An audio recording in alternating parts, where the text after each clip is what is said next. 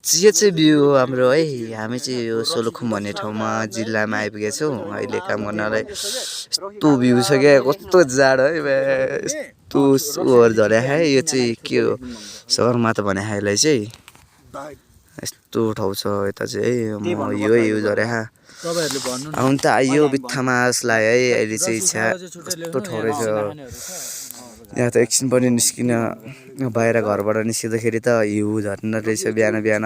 यहाँ त मर्ने रहेछ। ओ गाइज रे काम चाहिँ यो हो है।